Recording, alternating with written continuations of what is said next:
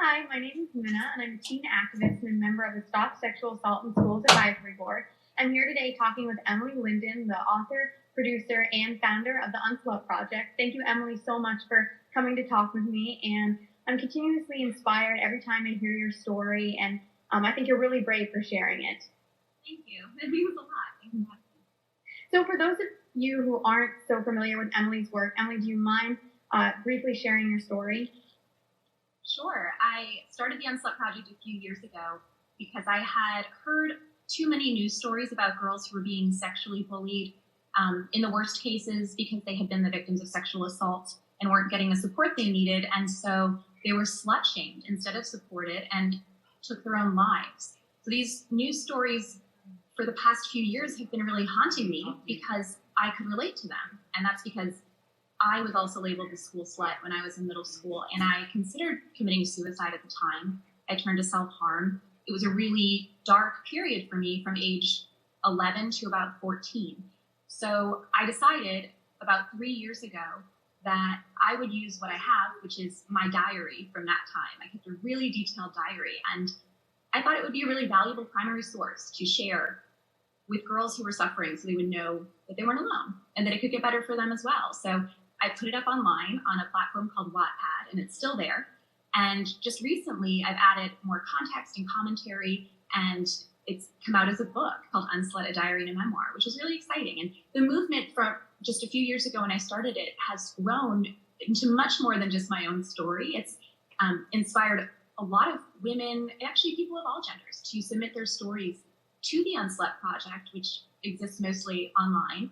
And now it's a resource where people can find solidarity if they're going through sexual bullying, and where people who survived it can connect with other people and share their stories and know that it's not their fault and that things can get better for them too.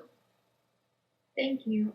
Every time I hear your story, I learn more and I'm inspired more, but I feel like in some areas I can't fully relate to it because if I was in that situation, I would want to stand up for myself and tell the people who were wrongfully labeling me that what they were saying was wrong. And I don't know if that's just because my generation is getting like more experience in this area, or if it's because I just don't know what I would do in that situation, and it's easy for me to say what I think I would do. So why do you feel like in your case you didn't stand up for yourself? I think you're right that for you it's a little different. This was the late 90s, early 2000s, and we had the internet, but it wasn't nearly the extent that we do now. So the UnSlut Project didn't exist. Stop Sexual Assault in Schools didn't exist. These resources that do now weren't there. So I felt like I was the only one going through this. And sexual bullying is different than most other types of bullying because I didn't feel like I could go to the adults in my life for support. If I had been bullied for being overweight or for my race or for wearing glasses or whatever the case, I would feel that the teachers, administrators, and my parents would support me and recognize it as bullying and would help me. But being labeled a slut, I was afraid that if I told adults in my life, and the adults in my life who did know about it, in fact, did blame me slightly for it. You know, they would ask me, well, maybe, or what are you wearing that brought it upon yourself? Or what's your behavior that's causing people to treat you this way, rather than supporting me? And so that fear, I think, was really what held me back from standing up for myself, from drawing attention anymore to the situation. I really just wanted it to go away. So I felt like if I didn't talk about it with my parents and adults in my life, that it wouldn't be an issue anymore. And I was wrong. You know, I wish that I had known at the time that adults would support me. But unfortunately, a lot of girls who are going through it today, who don't know about the resources out there, feel the same way. I think they don't feel really like they have the power to take control of their own reputation and to, like you said, stand up for themselves. So today we're very lucky that we have such great resources like Stop Sexual Assault in Schools. They have helpful information in videos, survivor stories, Title IX facts and ways that you can join the movement, how to file a complaint, and examples of how to. I know that the UnSlut Project also has similar resources on their website, unslutproject.com. How do you feel it affected you that you didn't have these resources, and how do you think you would have benefited from them?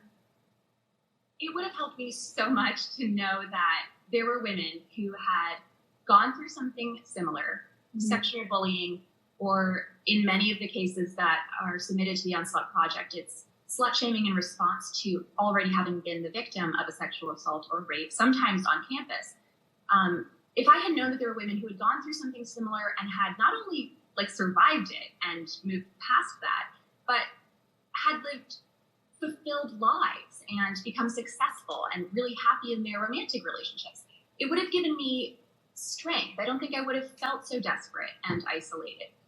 And I think I would have found confidence in myself and in my ability to define who I was a lot sooner than I did. So those resources are so important. I'm really proud to be partnering with Stop Sexual Assault in Schools because the focus there is on the schools, the teachers, the administrators, kind of a top-down approach of implementing Title IX, educating people about what their resources are and how they can approach a situation that seems so scary. And the UnSlut Project is a little bit from the bottom up, in contrast, and they work together and complement each other in such a great way. And when I say by the bottom up, I mean women and girls sharing their stories and speaking their truths and the way it affects them personally, kind of how we internalize that shame. So speaking about that, starting conversations in addition to working on policy and with school administrators and teachers, I feel really confident that in the next few years and hopefully before a decade passes, we'll have made real progress toward getting rid of this problem altogether. Yeah, sexual harassment and bullying and slut shaming is a real problem and affects girls all across all schools in the United States. And you have the advantage of hindsight. So what advice would you give to a girl who's being sexually bullied or slut shamed in her school? Well, my first piece of advice would be to find an adult in her life who she can trust and confide in them. If there is not an adult in her life who she can trust, which is unfortunately sometimes the case when it comes to sexual harassment, to educate herself about her rights. Stop Sexual Assault in Schools website is a great place to start because it has all this information about how Title IX needs to be implemented, how it's not in schools K through 12. And also she can start by focusing on what she's good at, what she likes doing, how she would like to define herself, rather than letting other people define her as a slut or whatever they're calling her. So in my case, I had to focus on academics and musical theater. I started taking voice lessons and really embracing my talents and the skills that I enjoy doing. And from there, I was setting goals. I was working toward those goals. I was accomplishing things and gaining confidence in myself that helped me to realize I'm not just a slut. I'm not what these people are telling me I am. And their opinions don't need to define me. So any steps that she can take personally to recognize that, and then working with the adults in her life to the extent that they're willing, and taking advantage of the policies that already exist to protect her, will hopefully, for most girls, help them overcome that type of thing. And I know parents play a very crucial role in this, but sometimes they don't even know what's going on so that they can get involved. What advice would you give to parents whose daughter or child is being sexually assaulted or harassed? Right. Well, from the beginning, from a really young age, before a sexual assault happens or sexual harassment happens at school, it's important to lay groundwork where your child can trust you and knows that you'll be on their side if they're to come to you with something like this. And you can start conversations about sex, normalize it from an early age so there's no shame attached to it. And so if a girl is sexually assaulted, she recognizes right off the bat that it's not her fault. That will give her an advantage and also give the whole family an advantage so that they'll be able to approach a situation that's really terrifying with some kind of guidance, with some kind of confidence that they can overcome it. But when it happens, and if there hasn't been that groundwork laid, I think it's so crucial that parents let their daughter know that they have her back, that they provide her with resources, even if it's a little bit surreptitiously. If it's really hard to start a conversation, if you haven't had that open dialogue before and it feels awkward to sit down and say, let's talk about the sexual harassment you're going through at school, you can share a link to the UnSlut Project website. You can share some of the resources on the Stop Sexual Assault in Schools website, or any pamphlets that you have that you think might be helpful, that were helpful to you in the past. Those types of things are really great to start a conversation if it feels uncomfortable to do so yourself. But I would really call upon parents and adults in general, when you're interacting with your own children or children in your life, your teacher, administrator, to take it upon yourself as an adult who has responsibility and perspective, to use that to help that girl get through it and not expect her to be able to figure it out on her own and to overcome the awkwardness yourself. Because I think we can take that on as adults in a way that preteens and teenagers who are going through this for the first time might not be able to handle on their own. And so when you were younger, did your teachers and administrators know that this was happening to you, or did they just turn a blind eye or actually not know what was happening? Some of them knew what was going on and turned a blind eye. Some of them participated in it, and that was the worst memory that I kind of uncovered when I was going through my diaries from that time.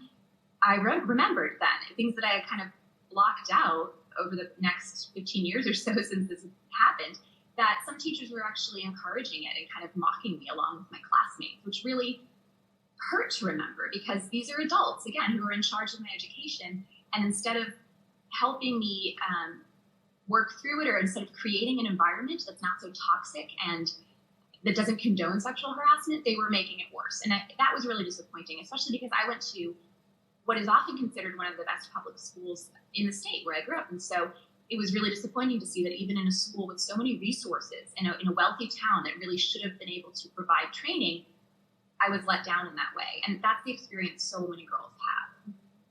And so what advice would you give to a teacher or administrator if this is going on in their classroom?